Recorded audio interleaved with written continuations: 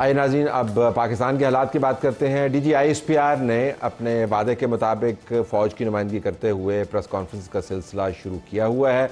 पिछली मरतबा उन्होंने हमें बताया था कि वो प्रेस कॉन्फ्रेंस अब रेगुलरली किया करेंगे। आज भी उन्होंने प्रेस कॉन्फ्रेंस की और तकरीबन तमाम शोबा है ज़िंदगी के बारे में उन्होंने अपना मौक़िफ़ बताया। हम 9 मई के ऊपर बिलखुसूस फोकस किया, जो मेरे ख्याल में टॉप लाइन बनती है उस प्रेस कॉन्फ्रेंस की, कि ना मौक़िफ़ उनका तब्दील हुआ है और ना होगा।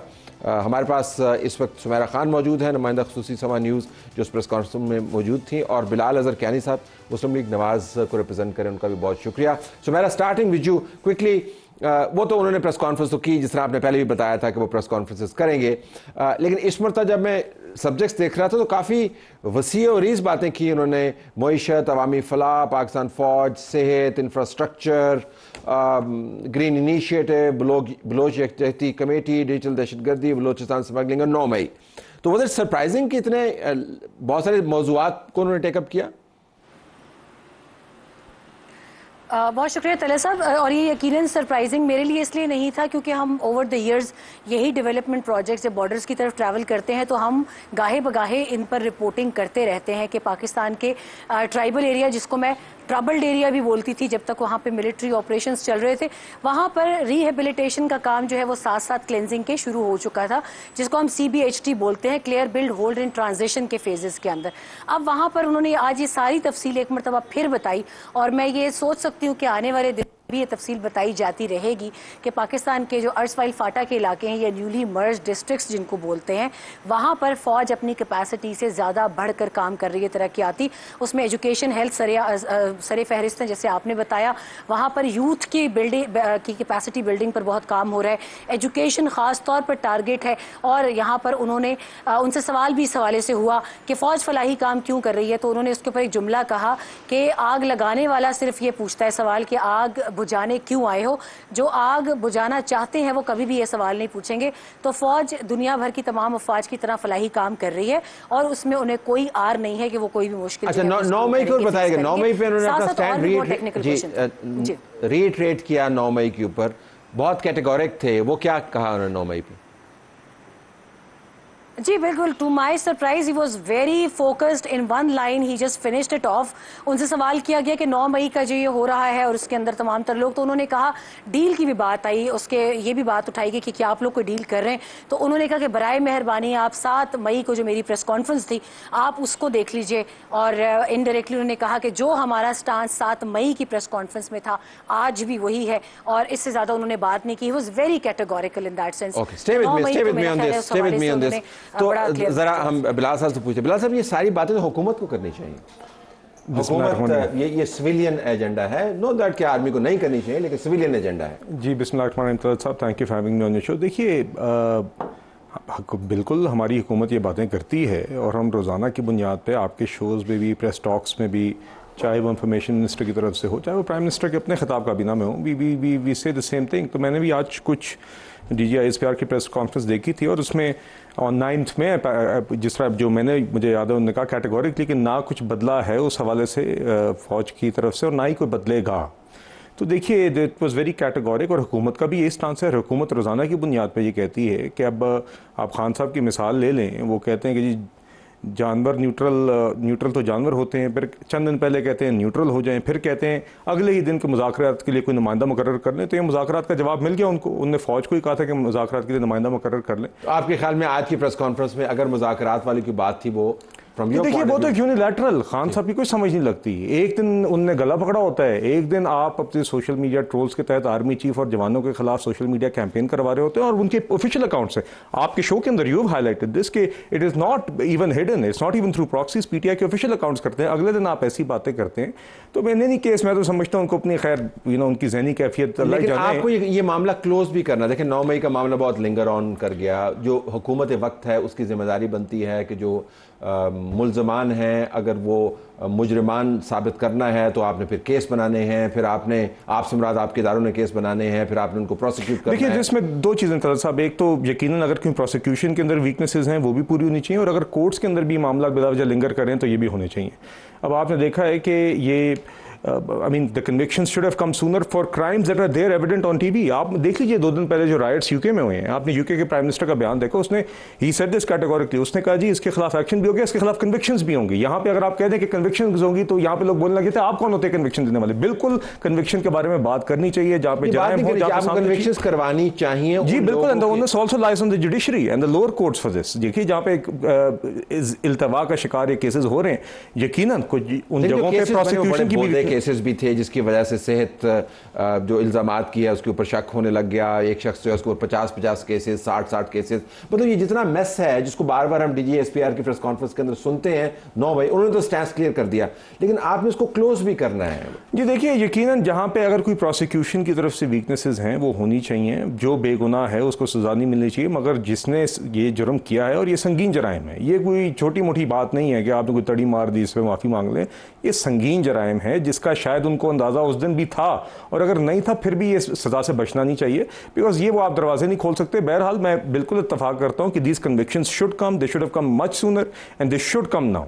ये इसमें कोई अगर प्रोसिक्यूशन की वीकनेसेस हैं वो भी पूरी होनी चाहिए। बिल्कुल मैं इस बात से इत्तफाक करता हूँ कि किसी शख्स के खिलाफ अगर बेगुनाह है, अंदर है, उसको नहीं सज़ा मिलनी चाहिए, मगर जिन्होंने जराइम किए हैं, मुझे लगता है कि इस सारी प्रोसेस की डिले की आड़ के अंदर सही जुर्म करने वाले भी they are trying to find cover और वो इससे बच के निकलने की कोशिश कर रहे हैं। मगर ये 9 में की बात, बिल्कुल हमें भी अक्सर कहा जाता है कि आप 9 में करते रहते हैं, बिल्कुल करते रहते हैं और करते रहेंगे। और मैं ये इस चीज़ की निशानदेही करना चाहूँगा कि 9th में जो है ये वाहिद PTI का इंसिडेंट ऑफ वायलेंस नहीं है, ये इंतहा जरूर है मगर इब्तदा नहीं थी। एक तवील इनकी एक हिस्ट्री है जिसकी तफसील में मैं लेकिन इसके साथ आप उनके साथ बात भी करना चाहते हैं और उनके साथ हाथ भी मिलाना चाहते हैं, उनको डायलॉग की ऑफर भी आपकी जमात की तरफ से होती है। I am just trying to understand कि आप 2 सेपरेट थिंग्स, बराबर आप कर लीजिए। मेरा ये है कि आप उसको फौज की तरफ से बड़ा वाज़ेह आ रहा है, उनके ज़हन में कोई अभाम नहीं है, जैसा सुमेरा ने बताया कि 2 लाइन के अंदर उन्होंने कह दिया जी कि ये तो हमारा मौक़िफ़ तब्दील हुआ ही नहीं, लेकिन आपके यहाँ पर काफ़ी अब मैं आपको बताता हूँ जी, कोई एम्बिग्यूटी नहीं जी, कंप्लीट क्लैरिटी है। चाहे 9th में हो, चाहे खान साहब कहें कि मुझे मेरे जराइम को छोड़ के मुझे जेल से बाहर निकाल दें या मुझे इस तरह का NRO दे दे, इसके ऊपर किसी किस्म के ना कोई मुज़ाकरात की बात कर रहा है, ना सियासी सतह पे, ना आपने आज DG SPR से सुन लिया कि वो जो खान साहब ही यूनिलैटरल बात करते उसका जवाब भी मिल गया।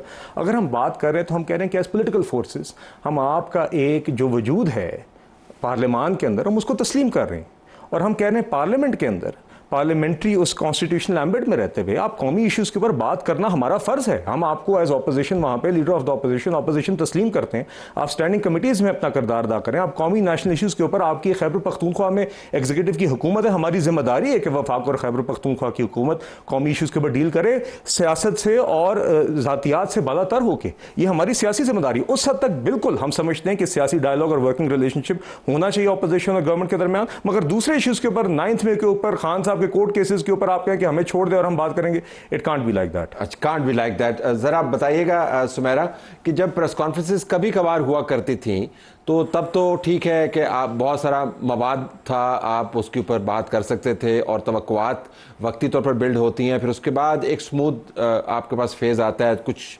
बयान वगैरह नहीं होता, ना उसका तज्जिया होता। आप प्रेस कॉन्फ्रेंस मुतवातर होंगी तो बार बार ये सवाल होंगे कि जी पिछली प्रेस कॉन्फ्रेंस में आपने 9 मई का जिक्र किया था, 7 दिन के अंदर उसके ऊपर क्या हुआ, फिर अगली प्रेस कॉन्फ्रेंस में क्या हुआ।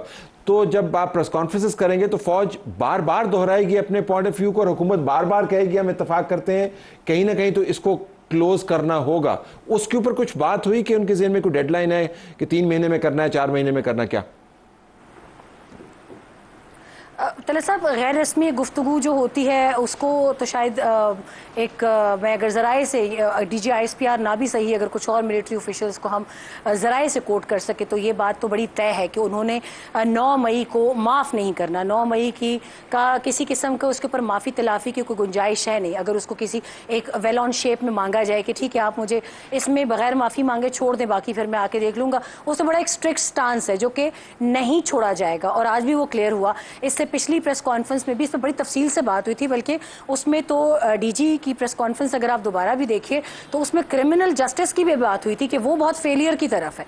क्रिमिनल जस्टिस अगर ठीक होता तो 9 मई वालों को वैसी सजा मिलती जैसी कैपिटल हिल वॉशिंगटन पे चढ़ाई करने वालों को मिली। फौरी एक्शन हुआ, UK में हुआ, अभी रिसेंटली जो कुछ और इंसिडेंट्स हुए उसके ऊपर अवाम एक्शन में आई, खुद प्रोसिक्यूशन एक्शन में आई, तो उनको पाया तकमील तक पहुंचाया गया। तो मेरा ख्याल है इशारे और आशारिये जो हैं वो बहुत वाजे जो है वो रिफ्लेक्ट कर रहे हैं कहीं ना कहीं पाकिस्तान के जुडिशल सिस्टम पर, क्योंकि ना सिर्फ जुडिशल सिस्टम से टेररिस्ट छूट रहे हैं बल्कि वो तमाम लोग जिनको कैफरे किरदार तक पहुंचा के इस चैप्टर को ख़त्म कर देना चाहिए था, लिंगर ऑन हो रहा है। और मेरा ख्याल है कि इसमें काफ़ी हद तक जो है वो जुडिशरी की तरफ भी उंगलियां उठाई जा रही हैं। आपका सलूशन क्या है इस इंसाफ के निज़ाम के बारे में जो आपकी रिव्यू पिटिशन को भी डिले कर देता है बज़ाहिर, जिसके अपने जज साहिबान जो डिसेंटिंग नोट लिखते हैं तो डेवास्टेटिंग डिसेंटिंग नोट लिखते हैं, जिसके अंदर से फ़ौज के मुताबिक दहशतगर्द जो उनके और हमारे जवानों को मार रहे हैं, शहीद कर रहे हैं, वो भी छूट जाते हैं, क्रिमिनल छूट जाते हैं, 9 मई वाले।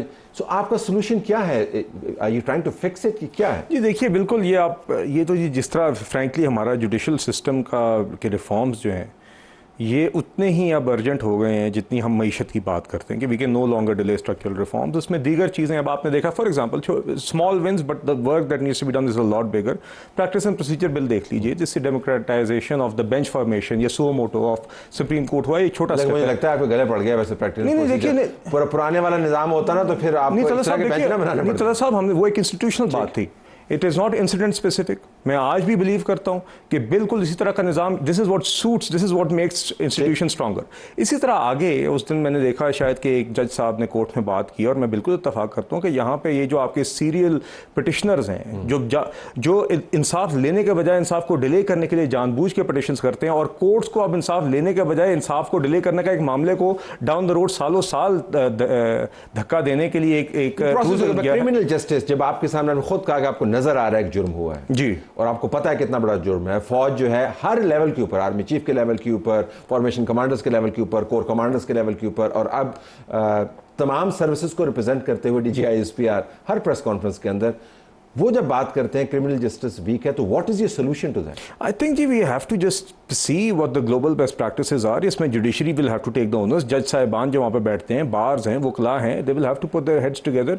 We have to see what's working around the world, not recreate the wheel, but we have to find a way कि आप इस क्रिमिनल सिस्टम के अंदर देखिए। मैं आपको मिसाल देता हूँ, आपने इन क्राइम्स की बात की तो सीरियस क्राइम्स है। अब I know this for a fact कि गल्फ के अंदर जो आपकी फाइनेंशियल अथॉरिटीज़ बनी हुई हैं, जहाँ पे बैंक्स और फाइनेंशियल इंस्टीट्यूशंस ने आके वहाँ पे एसेट्स भी लेके आए, ऑफिस भी लेके आए, वहाँ पे केसेस का डिस्पोजल इज मैंडेटरी के 2-3 महीने के अंदर होना ही होना है। Once an arbitration anything comes to court, it has to be disposed of. So ये चीज़ें दुनिया में प्रैक्टिकली हो रही हैं, वो भी कॉम्प्लेक्स मसाइल होते हैं, वहाँ पे भी एविडेंस पेश करना होता है। So I think we have to find out whether it is a human shortage issue, whether it is a procedural issue. इन सब चीज़ों को बैठ के, हाँ, this is one of those issues जिसके ऊपर क्रॉस पार्टी बैठ के आप स्टैंडिंग कमेटीज़ पार्लियामेंट में मौजूद हैं, पार्लियामेंट्री कमेटीज़ मौजूद हैं, इन चीज़ों को हमें मिलकर रिजॉल्व करना होगा। बट ये नाउ में के जराइम नहीं, we can't sweep them under the carpet, time is not a healer in this, we have to set a precedent के इस तरह के जराइम जो है दे आर अनपार्डनेबल। वो तो खैर जी ISPR is very clear on that. अगर किसी ने कोशिश की भी तो फौज की तरफ से कम ये कोशिश कामयाब नहीं होती हुई आपको नजर आएगी, but you have to take an initiative और इस मामले को फिक्स करने की जरूरत है।